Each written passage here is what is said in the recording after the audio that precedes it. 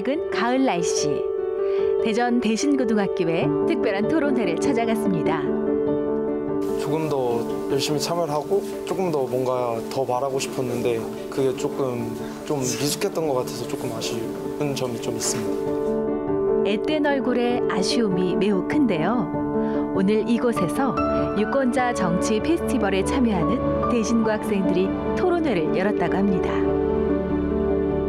이게 사실 저희가 처음에 이 대회에 지원하게 됐을 때 사실 이렇게 규모가 큰 대회인지 몰랐고 이제 준비를 하면서 저희가 되게 급하게 준비한 경향이 있어서 자료 조사를 제대로 못해서 토론이 약간 끊겼던 점이 살짝 아쉬웠습니다. 과연 어떤 토론이었길래 이렇게 아쉬움이 가득한 건지 그 현장을 찾아가 봅니다. 네, 대전 대신고등학교에서 특별한 행사 자리를 이렇게 마련해 주셨는데요.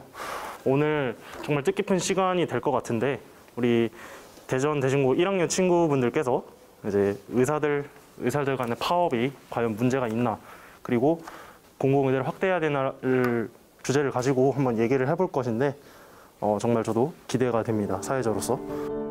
만 18세 이상 청소년이라면 선거에 참여할 수 있다는 사실 다들 알고 계시죠? 유권자 정치 페스티벌은 유권자가 직접 만들고 선거연수원이 지원하는 소통과 화합의 축제입니다. 토론 주제에 대한 의견을 경청하는 유권자들의 모습이 제법 진지하네요. 안녕하세요. 저는 공공의대 설립은 올바른가에 대한 주제로 이번 발제문의 세미나를 맡게 된 Explore Today's Issue 동아리의 손승우입니다. 우리나라는 의료 선진국으로 공공의료가 매우 잘 되어 있는 나라 중 하나입니다. 공공의대란 정부에서 수도권과 지방의 의료 인력 차이를 줄여 시도 간 형평성 차이를 해결하기 위해 설립하려고 하는 나라에서 운영하는 의대를 말합니다. 공공의대 입학 방법은 조금 다르게 진행됩니다. 입학생 선발 추천을 통해 시도지사에게 선발 추천권을 부여하여 4년제 대학교를 졸업한 학생을 대상으로 추천을 받아 입학생을 선정하게 됩니다. 우리는 의구심을 갖지 않을 수 없습니다. 시도지사에게 입학생 추천권을 부여하는 것은 어떠한 이유이며 의대생을 뽑는데 사회단체가 참여하는 것은 어떤 이유이며 대체 어떤 전문가의 의견을 받아 학생을 추천받는지에 대한 의구심입니다. 공공의대 설립은 올바른가를 주제로 토론을 진행해 보도록 하겠습니다. 사회 경험이 제법 많은 성인에게도 어려울 법한 주제인 공공의대 설립. 지역 격차를 줄이고 병원 간의 의사 공백 문제 해결과 인력 부족 현상이 나타나는 특정 과의 보완, 또 주기적으로 발병하는 감염병 대응 능력 강화를 위해 공공의대 설립에 대한 목소리가 커지고 있습니다. 네, 먼저 의사수가 부족하다는 지적, 일견 타당할 수 있다고 생각합니다. 하지만 보시면 우리나라의 의료 접근성은 우리나라가 상당히 높다는 것을 알 수 있습니다. 먼저 국민 1명당 연간 외래진료 횟수를 보시면 OECD 평균은 6.8회입니다. 반면에 우리나라는 16.6회로 거의 2배에 달하는 수치를 기록하고 있습니다. 이 얘기는 우리나라의 의료 접근성은 해외에 비해 상당히 높다는 것을 확인할 수 있습니다. 오히려 이러한 의료 접근성이 더 높기 때문에 의사의 수가 부족하다는 것은 전혀 문제가 되지 않다고 생각합니다. 해외와 비교한다면 우리나라의 의료 접근성은 확실히 높습니다. 하지만 국내에서만 본다면 의료 접근성으로 보나 의사수로 보나 수도권과 지방의 차이는 확실하게 납니다. 그 사례를 본다면 의대의 상황을 보겠습니다. 서울에는 의대가 현재 8개가 있습니다. 정원은 826명이죠. 또 하지만 그에 반면 전남에서는 의대가 존재하지 않고요. 또 울산에서는 정원이 40명입니다. 서울과 세종의 인구 10만 명당 의사 수를 비교해 본다면 4배 정도 차이가 납니다. 이를 통해서 지방과 수도권의 의사 차이는 확실히 볼 수 있습니다. 시작부터 아주 팽팽하네요. 우리나라의 의료 접근성이 해외에 비해 상당히 높기 때문에 의사 수는 문제가 되지 않다는 의견과 국내 의료 접근성과 의사 수의 지역 간 격차로 공공의대 설립이 필요하다는 의견이 맞붙었는데요. 계속해서 학생들의 의견 들어볼까요?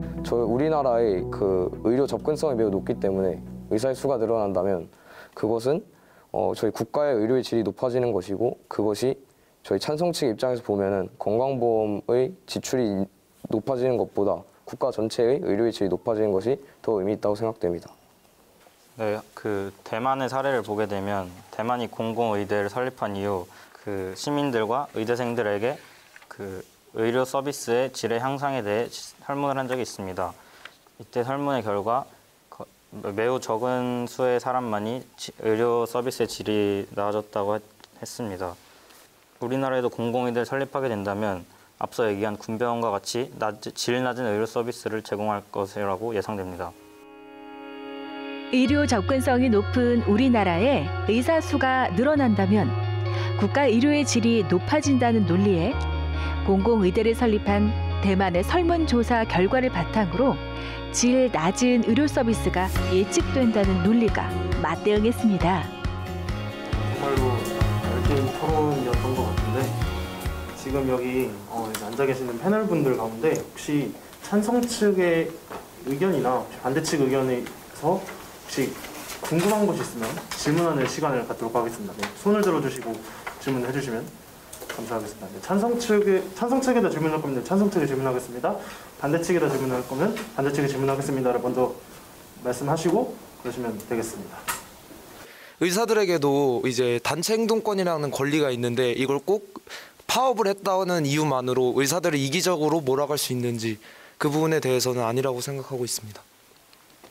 그렇지만 이제 의사들이 파업을 하면서 현재 저희가 지금 되게 코로나19로 되게 뼈저리게 국민들이 아파하는 상황 속에서 굳이 파업이라는 걸 해야 됐을까라는 의문이 듭니다. 굳이 파업이 아니더라도 자신의 의견을 밝힐 수 있는 방법들이 여러 가지가 있고 또 지금 특히 코로나 상황이니까 더 다른 방법들이 있지 않을까 하는 생각이 듭니다.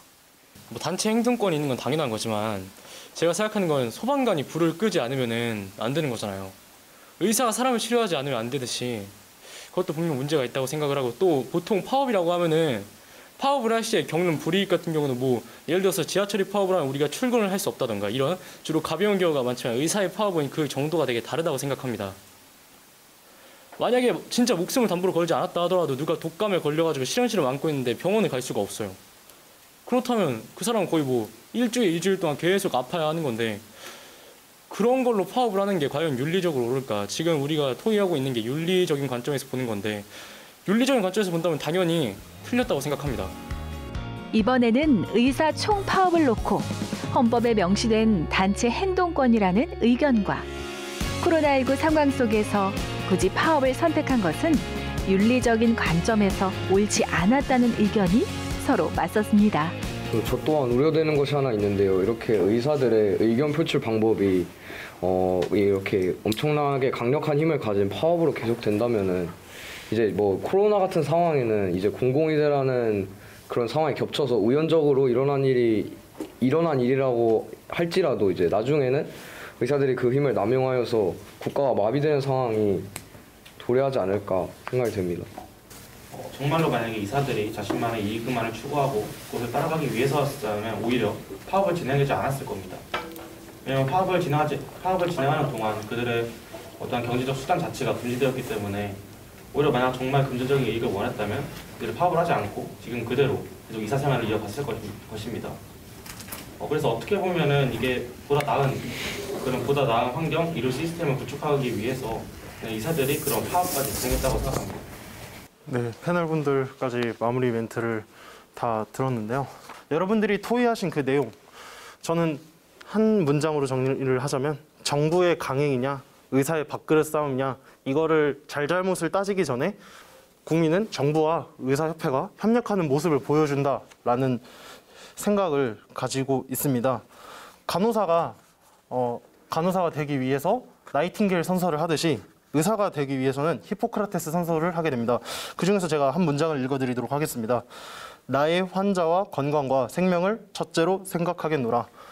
이 말을 끝으로 의사들은 이 히포크라테스 선서를 읽으면서 사명감으로 같이 해주시면 좋겠고 정부도 의사들의 요구를 무조건적으로 수용하기는 어렵다는 부분이 있다면 같이 협력하는 모습을 보여주셨으면 좋겠습니다.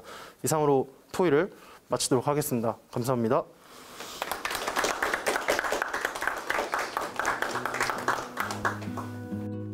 의사의 사명감과 의료계와 정부 간의 협력을 당부하며 토론을 마무리합니다. 오늘 토론에 직접 참여한 소감을 들어볼까요? 제가 직접 유권자라는 거에서 직접 정치 관련 얘기를 나눌 수 있었던 거에 있어서 정말 뜻깊은 시간이 되었던 것 같고 앞으로도 이런 활동이 더 있었으면 앞으로 조금 더 직접 체험해봤으면 좋겠습니다. 민주주의를 주제로 한자리에 모여 정치 참여의 중요성을 직접 느낀 소중한 시간. 유권자 중심의 건전한 민주정치를 만들어갑니다. 좀 일단 첫 번째로 지식이 많이 확장됐고 두 번째로 생각의 깊이가 좀 많이 키워졌습니다. 그리고 제가 느끼기에 저한테 가장 영향이 컸던 것은 생각의 다양성을 좀 받아들일 수 있게 되었다. 이런 점이 저한테 가장 인상 깊었습니다. 유권자가 만드는 정치, 너도 나도 즐거운 2020 유권자 정치 페스티벌은 계속됩니다. 유권자 정치 페스티벌 화이팅!